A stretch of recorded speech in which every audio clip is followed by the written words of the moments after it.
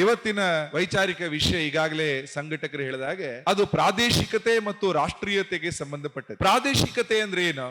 ಪ್ರಾದೇಶಿಕತೆ ಅಂದ್ರೆ ಒಂದು ಪ್ರದೇಶದ ಗುಣಲಕ್ಷಣ. ಪ್ರತಿ ಪ್ರದೇಶಕ್ಕೂ ತನ್ನದೇ ಆಗಿರ್ತಕ್ಕಂಥ ಒಂದು ಲಕ್ಷಣಗಳಿದೆ. ಉದಾಹರಣೆಗೆ ಭಾರತ ಅತ್ಯಂತ ವಿಸ್ತೃತವಾಗಿರ್ತಕ್ಕಂಥ ಒಂದು ದೇಶ.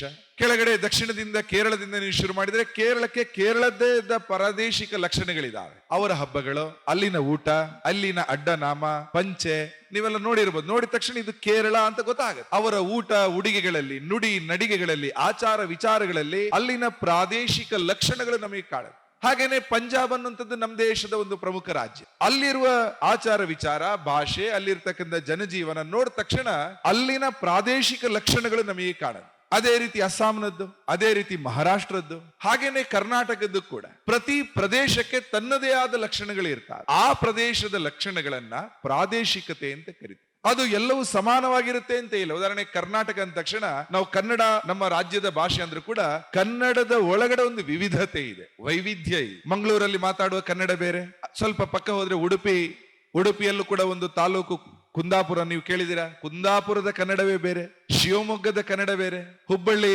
ಅಲ್ಲಿಯ ಕನ್ನಡ ಬೇರೆ, ಹಾಸನದ ಕನ್ನಡ ಬೇರೆ, ಬೆಂಗಳೂರು ಮೈಸೂರುಗಳ ಕನ್ನಡ ಬೇರೆ. ಪ್ರತಿ 20 ಕಿಲೋಮೀಟರ್ಗೆ ನಮ್ಮ ದೇಶದಲ್ಲಿ ಭಾಷೆ ಮತ್ತು ಆಹಾರ ಪದ್ಧತಿ ವ್ಯತ್ಯಾಸ ಆಗ್ತಾ ಹೋಗುತ್ತೆ. ಅದನ್ನ ಲೈಫ್ ಸ್ಟೈಲ್, ಜೀವನ ಶೈಲಿ ಅಂತ ಕರಿತೀವಿ.